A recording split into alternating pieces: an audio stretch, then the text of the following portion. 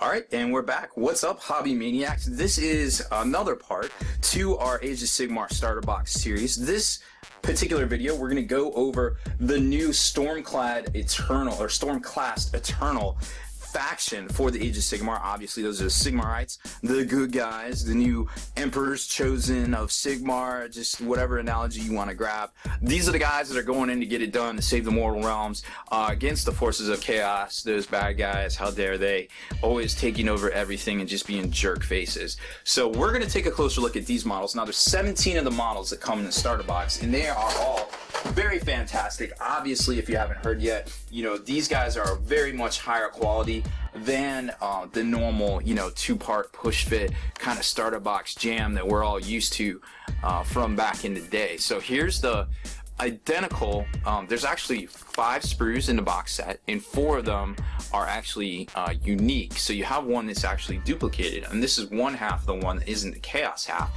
And what's cool about this is that it gives you, some really good looking stuff, cuts costs on Games Workshop, and they can produce these because you're basically talking almost a 50 model starter box, so it saves them a little bit of cost, and it still gives us great miniatures. And once you learn a sprue, you already know how to cut it out. Obviously, be careful with these because on the Prosecutor's wings here, you can kind of snap some of that stuff off. So obviously, take it slow, be very careful and diligent as you're going here. Now, these are your basic stock troops here, and of course you got the Prosecutor wings, and those are basically just taking up space there. And then you got half of the Prosecutors themselves up here, and then you've got the new Liberator guys. These are the guys that came in the White Dwarf.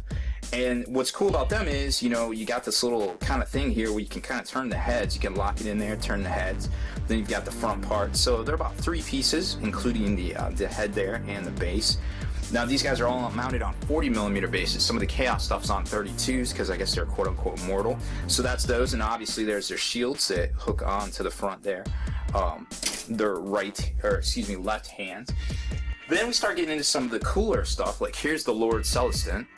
This is the Billy Badass dude riding the Thunder Lizard, and he is a pretty well detailed. I mean, you can tell right from looking at this that it's sliced up, sliced down the middle, all sorts of slicing because everything's done on the computer.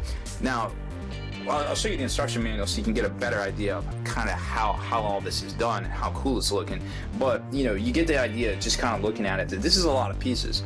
This is not your standard kind of push fit type deal. I mean, you've got amazing looking design into the armor plating here. I mean, look at all this. Like, I haven't seen 40K models like that in quite some time, and it just seems like everything Games Workshop does just keeps getting better and better and better with this 3D technology. Like, it's the amount of stuff, the speed at which they can produce model kits, and the quality at which they can do it is literally very impressive in my opinion. Now, this is the big super sprue, I guess, for lack of a better term, that contains all the kind of like the bigger stuff for this particular faction. Now, you've got a couple more of the Prosecutor wings, you can see there, obviously. Then you've got the standard bearer for the Lord Relictor, Ionis Graveborn, which apparently was snatched up out of Nagasa's realm. He's a Billy Badass, of course, and he's actually a pretty unique model. Like, he's got let's see, where is he? Here he is, right here. So he's got like all sorts of different parts, like some gauntlets. He's got the standard, then he's got these parts back here that kind of like his flowing kind of purity seals, for lack of a better term, and just a really cool looking model. And then you've got the upgrade for the sergeant for the squad of Liberators as well over here. And then you got your Prosecutors, different halves of the legs and things like that. Then you've got the really cool stuff, the Retributors, the two-handed hammer kind of dudes, the heavy duty dudes. Those guys are right here. So, it all kind of starts coming together on this sprue, whereas some of the other sprues are more duplicated. You have to be very careful on this sprue here. Now, what's cool about all this stuff is obviously it's a 2-player starter. The Khorne models, or Chaos, are in a different video. I just wanted to kind of split it up and talk about them because there's a lot to talk about, and I feel like, we hadn't seen anything like this before. So, don't be afraid to find a friend, pick up the 2-player starter, If if worst comes to worst, you can always trade it off later for some different stuff, or turn it into conversion potential material for a plain Warhammer 40k. Obviously these guys have extremely huge crossover potential for becoming Space Marines or Blood Angels, whatever you want, Thunder Warriors.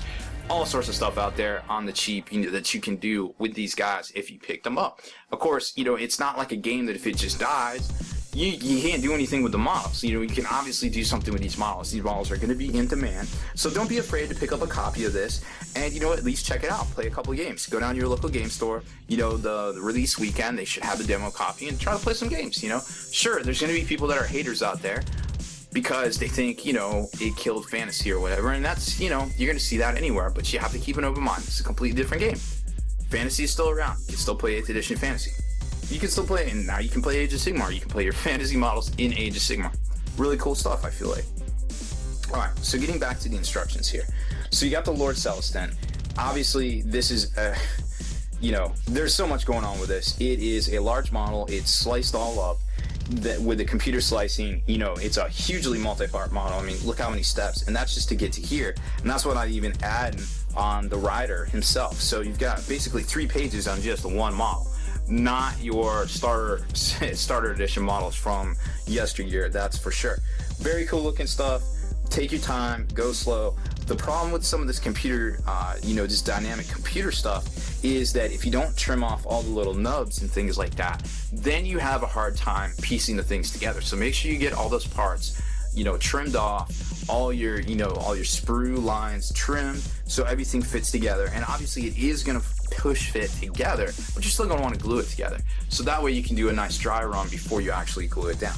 So there's all that. Here's the Lord Relictor, really cool. Obviously you can use him as a chaplain for 40k if you really wanted to, or some other crazy conversion, Grey Knights maybe. The Prosecutors, I mean, the sky's the limit, literally, with what you can do, they fly.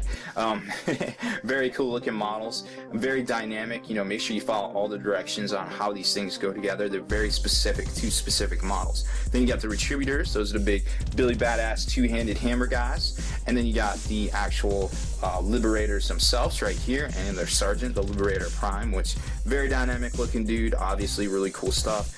They didn't give him away in the White Dwarf, but they gave away one of these guys, so I mean, you can't really complain. It's just such a great value, I feel like, that comes out of this box set. So that's the models themselves. Now what I wanted to show you also was a little snippet out of the new 96-page rulebook itself.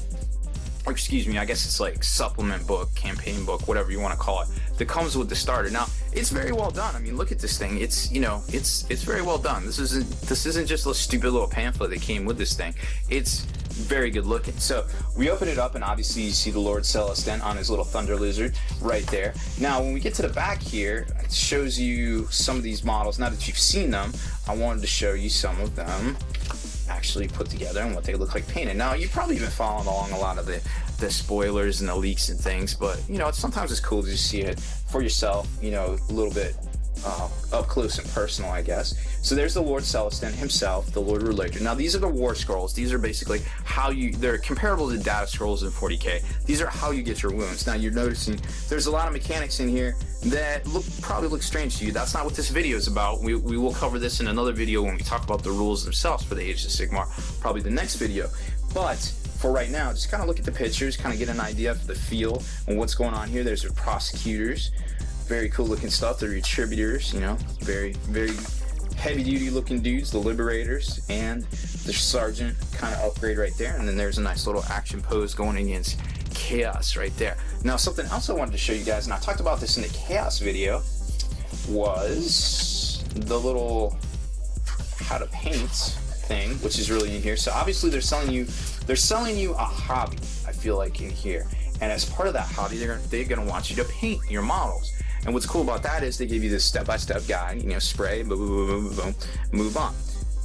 You can do all this, and you definitely want to do all this for your sergeant, your lord level guys, your super badass looking guys. Do that for them, but for the rest of the army, you might want to cut some corners. And a good way to do that, just to get your stuff painted and on the tabletop and ready to go and get some games under your belt, is stop at this step right here. Get to here, we'll get this gold.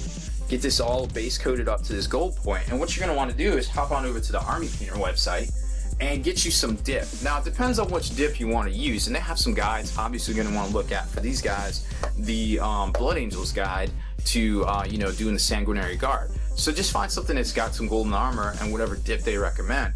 And there's a couple different ways to do it. Obviously you can take the model and you can dip it into the actual bottle of the stuff. They sell it by, you know, a little min-wax kind of size thing. Obviously this stuff is proprietary for models, so you don't necessarily want to go down to your Home Depot and get a can of min-wax. It's not going to do the same thing for you. What you're going to want to do is stick with the Army Painter. Trust me, this stuff's great. And you can either buy the little dropper bottle, like kind of like the Vallejo bottles and things. I don't have any here, but that's about the size of it. And they're like $3 or $4 at most local game stores. You can get them online, places like Dice Head Games. And what you want to do is you want to actually get some of that dip out on your brush. Get it on your brush nice and neat. And then what you're going to do is, just like this, you're going to start at the top and kind of pull down to the bottom all over the model. And once it's settled, once that dip kind of settles in the recesses and things like that, it's going to shade it. It's going to look similar to already up here at this step, not with a bunch of edge highlighting yet, but it's going to shade it enough that the tops of all the details are going to be lighter and the recesses are going to be darker. It's just natural. And then what you want to do, if it starts pulling, just kind of dab it with your brush. You kind of brush it off on your palette or whatever, you know, just kind of whatever you're working with. But you know, it'll be a couple spots that you have to dab off. But for the most part, if you get a nice even coat like this, it keeps you from getting all messy. It keeps you from dipping, shaking, bopping, twisting with the models and doing the, you know, the whatever people do on the internet. I've seen it. It's kind of crazy. I feel like this method works great. Try it out, obviously, on a test figure. If you're not comfortable with it, you know, do what you are comfortable with. Do the heart.